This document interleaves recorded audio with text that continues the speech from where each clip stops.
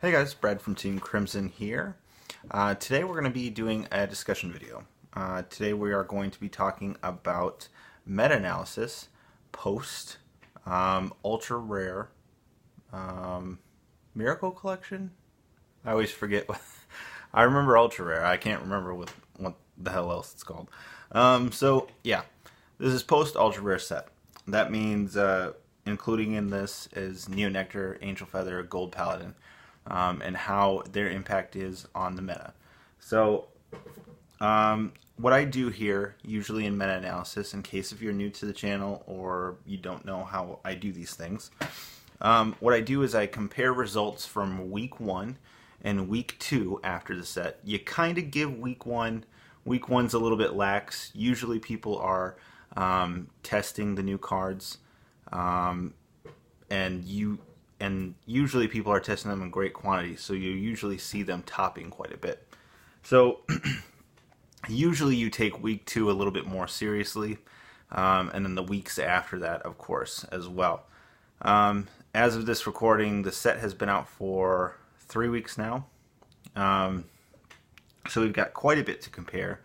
As per usual, with week 1, you saw a lot of those clans topping. Gold Paladin, I believe, had hardly anything. I think all I found were 3 tops for a Gold Paladin altogether in week 1. In week 2, that jumped up quite significantly, but I think that was also people figuring out the deck, so that's almost like a pseudo week 1.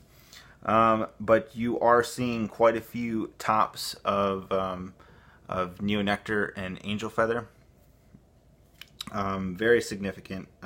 Neos are just a very, very powerful deck. It's Force at its best, Force at its finest. So, yeah. So anyways, what I'm going to do is I'm going to talk about the top 6. Now, you might be asking, why am I doing top 6? Usually you talk about top 5. Well, I decided, I don't know if I did it in the last video. I might have done it in the last video. I'm not quite sure. But I decided that it's better to talk about a top 6 right now because OTT is just so prevalent that we're just going to automatically count it as that 6th spot. So outside of that, let's talk about the other 5 clans besides OTT that are doing well and that have a chance of winning tournaments. And I'll also state this again, virtually almost any deck in Standard can do well in a tournament structure. Almost. However, these top decks are the ones that you're going to see topping more often than pretty much anything else. And also, in addition to that, these top decks are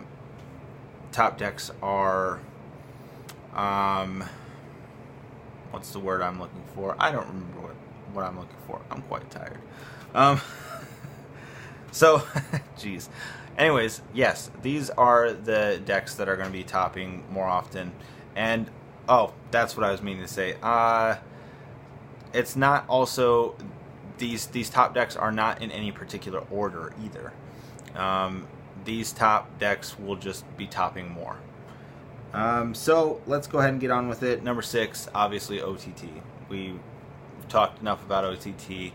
I have people get mad about talking about OTT, but it's there, and doesn't appear to be going anywhere anytime soon. So I think we've given it enough time, we've talked about it enough, and that's why I drink. So continuing with the top 5 after that, I'm gonna have to keep Kagero still in it. Kagero's getting down though. It's on the verge of getting bumped, for sure.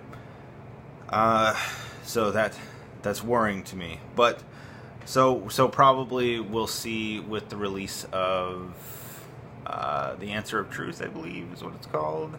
the set with Gear Chronicles, set with Genesis, and the set with Great Nature. When that set comes out, I'm pretty much guaranteeing Kagero is going to be bumped from this top spots, just because, unfortunately, that's the state that Kagero is in right now, and we're getting to the point where we need support.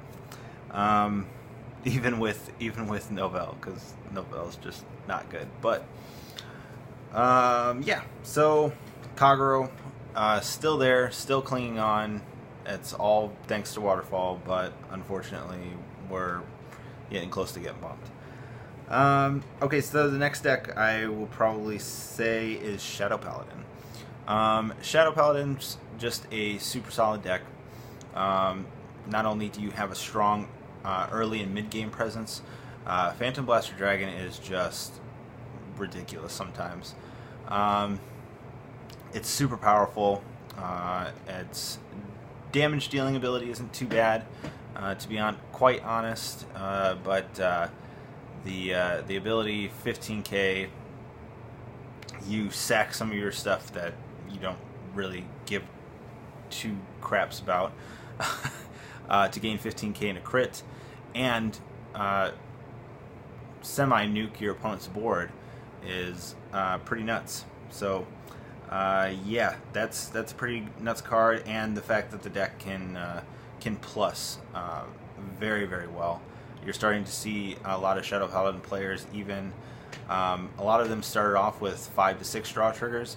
A lot of them have narrowed it down to just the 4 draw PGs and using 8 crits, because the deck needs that aggressiveness of the critical triggers, being able to hit those, being able to get them to damage as quickly as possible too. And the reason you're seeing them drop some of those draws too is that they just simply don't need the draws anymore. I think a lot of them are figuring that out, that you just don't necessarily need those draw triggers anymore to get what you need. So the next one we're going to talk about is Murakumo. Murakumo is the deck that just says you're not going to play the game. Yeah, so it locks you out of being able to re-ride. It locks you out from being able to stand. So yeah, it's just a deck that is no fun to play against, and I call it Link Joker. It's not Link Joker. Link Joker is just an all-around better mechanic, better clan, but a better mechanic as well with lock. But we don't have that in standard. Instead, we've got Murakumo, which is able to lock you out of playing the game. Some of the games that I've seen too, and from what I've heard too from other players, not necessarily American players, but other players, that the deck's just, it's not too much fun to play. It's definitely not fun to play against.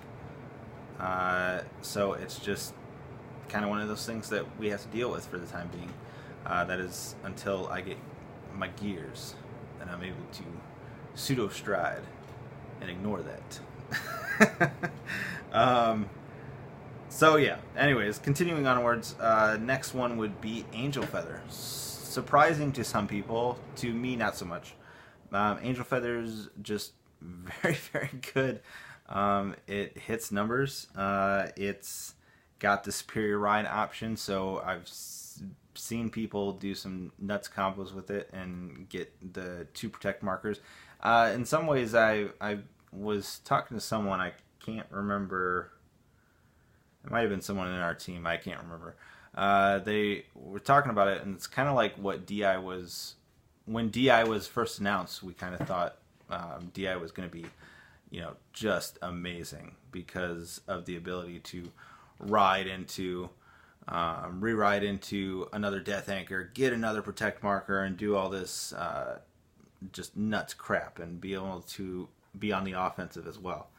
But turns out turns out DI just sucks, but Angel Feather can actually do it. What we were originally saying like that, but do it well.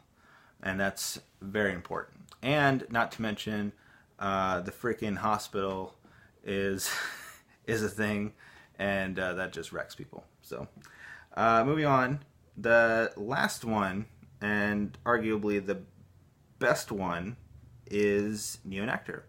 Surprisingly, but also not surprisingly, because the fact that you're able to plus hard with this deck, being able to superior call cards virtually for free or actually for free, and gain massive amounts of power, is pretty nuts.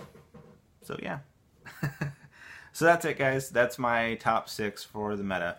For the meta game, we'll go over it again. And OTT, Shadow Paladin, or Kagero, Shadow Paladin, Murakumo, Angel Feather, and then Neonectar. So again, that is in necessarily no particular order. All these decks can do very well against each other, for the most part. And then we are seeing also as well Bushiroad kind of developing some of these clans. You've seen it with Angels, you've seen it with Golds. I'm kind of thinking Royals might eventually do it as well too. And then definitely Gears are doing it too. Being able to superior ride in some way or fashion to get around Murakumo, which is what I think that deck needs. You need to be able to have options to get around Murakumo. Just like Murakumo, I feel like was definitely an Bushiroad trying to come up with an option against OTT, but it didn't do as much as I think they would have originally liked. But yeah, that's it, guys.